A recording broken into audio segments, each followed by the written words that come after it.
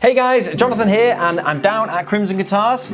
Nice to meet you, Ben. Jonathan. Yeah, it's been long overdue coming to help you out. Firstly, for anyone who doesn't know, what's Crimson Guitars? We're a guitar builder. We manufacture guitars. We make tools for guitar builders. We're the biggest guitar building school in the world at this point, which is what we're talking about in this project. Yeah. We're setting up a guitar museum, which is what half of this is. Which Right. We'll find a way to work Shadow Foam into the museum out. That's the next thing. But no, at the moment we've got our guitar building school, and the issue is when you've got, say, a dozen students in, you've got one person working on inlay tools, one person working on wiring, etc. We want to give them a toolkit that we've already checked and said this is what you need, rather than have everything on the walls for them to go and find on an ad hoc basis. We were discussing this and I thought, hey, I know just the people. Brilliant. So, where's the classroom? Come on, this way. So here we are. This looks amazing. It's a big old classroom, isn't it? We teach more people in person how to build guitars than anybody else in the world. And it already looks really organised. I can see all the shadow boards everywhere. It's looking good. So essentially we've got a wiring kit, a bunch of setup tools, and most of these are things that we either make or sell. I can see, lots of Crimson Guitar logos. So it's all your stuff. At the moment they're just on the walls, and it's not immediately obvious if something is missing. Students with the best will in the world sometimes break things. Yeah. And if you give a student a blunt pair of cutters or something, they're like, well, man, this isn't very good. We need to check every single week and go through, and having something French fitted and in an attractive, sort of easy to use way, well, it kind of defines your business. Well, we came a little bit prepared because we knew roughly what you were doing with the toolkits and stuff. So we brought one of these. This is a Sealey AP547, I think it is. There's links in the description for all this stuff. So it's a Sealey toolbox. It's quite solid and it lends itself to foam because a lot of toolboxes are just big cavities, aren't they? It's just like a big bucket. But obviously with this, you've kind of got drawers in here. So I'm hoping all that stuff will fit in here. I can see already there's a few big chunky items that will probably have to go in the top. All we've got to do is cut some foam for it. So we've brought loads of blank sheets of foam. That's how it usually comes. That's the cheapest way to buy shadow foam. Go on the website, you can buy medium sheets, value packs. Cool. And then we'll use our long ruler and the pro cutting kit to trim them all down into the right size. So we'll cut up some inserts to go in these three. Then we'll do a layout and then we'll get it all cut.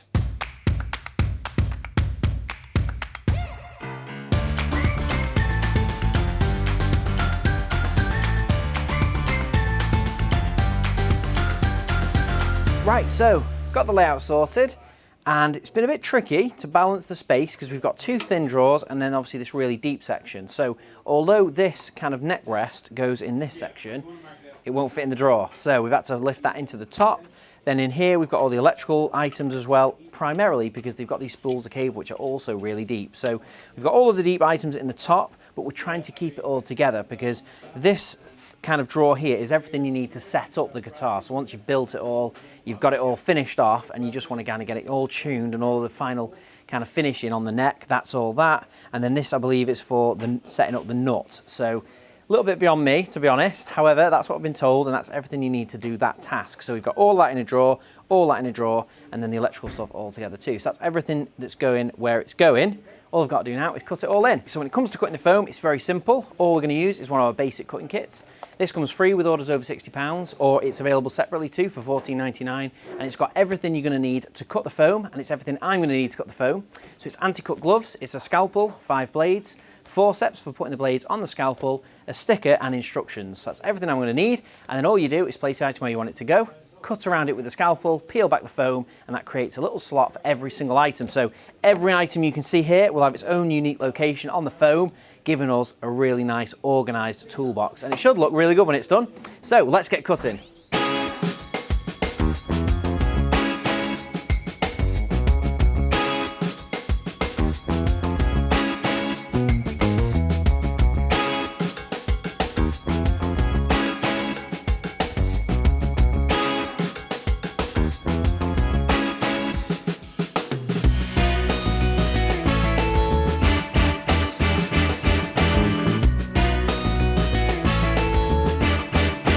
Right, so that's all the foam cut, and as I said, it's a very simple process. I've just placed the items where I wanted them to go, I've cut around them with the scalpel, then I've taken the item away, cut down deep enough so I know that I've got enough material there I can pull out, then I've peeled the foam back. So for these, I've peeled the foam back.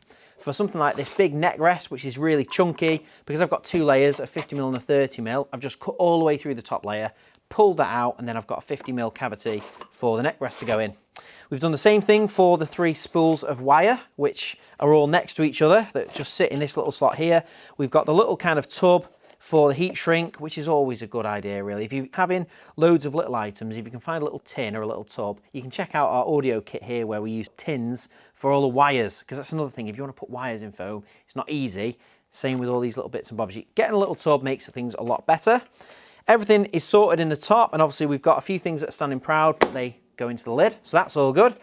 This drawer here is the nut set. This might be wrong, I can't remember now, but Ben will confirm it when we show it in. We've cut the ruler. This is the string spacing rule, and we cut that in sideways, so I cut a little slit for that.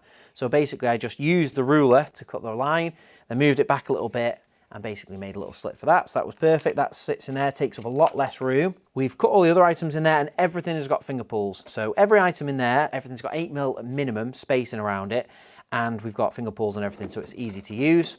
Bottom drawer, we've gone for a different layout than what we had in the overhead, because I wanted all the Crimson Guitar logos facing forwards. I thought it looked better. So we've put this radius gauge here on an angle, basically, and then we've been able to put these little T radiuses on an angle, and then all the logos are facing forward, which looks nice. Everything's got finger pulls, and we do the finger pulls with one of our stencil sets, so they're dead simple. It's just a little cheap stencil set with all the radiuses and all the circles. So that's all done. The toolbox I'm really happy with. This is a really, really solid toolbox, and it's got heaps of space, so it's kind of perfect for shadow foam because you can get everything organised. You've got the 2 drawers, the big top section. It does come with a tray as well, which I didn't use, obviously, because we put foam in the top. But this is a really cool toolbox. If you're looking for one, we've got links for this down in the description. It's from Sealey, and we've got links for the shadow foam down in the description as well. So go and check those out. And while you're down there, click the subscribe button, click the bell icon, and like the video. It helps us hugely, and a big welcome to all of our new subscribers. But all that being said, let's see what Ben thinks of it. Right, so it's all done. Let's give you the first look. Damn. Okay, so wiring the top, of course, neck rests over, embedded neck rests. Yeah. There we go. It's a bit of a chunky old thing, that, isn't it? So it had to go in the top. Absolutely. Yeah. This is the thing. The whole point of this exercise is to make the life easier for our students. Yeah. And for us to make sure that everybody's got exactly what they need when they need it. Yeah. I can go and say, hey, you know, that tool's missing. At the end of each day, you just know it's all there. Yeah, totally. We were lucky with this box that it had enough space in each drawer to fit each of the categories. So I can't remember, was that nuts? So this is fretwork and nutwork setup essentially. So we've got wiring, we've got setup, and then nutwork, and there's a little bit of crossover. But essentially, if you were going on the road with, I want to say Nirvana, that doesn't really happen anymore, does it? Well, sadly. As a guitar tech, then this is the kit that you would need to do that essentially. To repair anything on the road. Yeah. All right, now I can't wait for the next project. That's my own personal workspace that for the last year has not been anywhere near efficient enough. And yeah, and we're getting involved. So you're not going to want to miss that. Make sure you click the bell icon and subscribe to the channel, because we're back doing a bigger project. This was like the little taster project, just to get a bit of shadow foam in the student learning classroom area. But the backdrop is my backdrop. A lot more foam. I've got a little bit of space. I've got a little bit of space and a few cubic meters of foam required, I would say. Well, I'm looking forward to it. It's going to be a big build. Make sure you subscribe. Go and check out Crimson Guitar's channel and show them some love. And we'll see you in the next one. Thanks very much, Ben. No, thank you. Thanks for watching. If you like that video, why not check out some of our others? We've got new videos coming out every week. And Colin Furs, what's the quickest way for people to see these videos?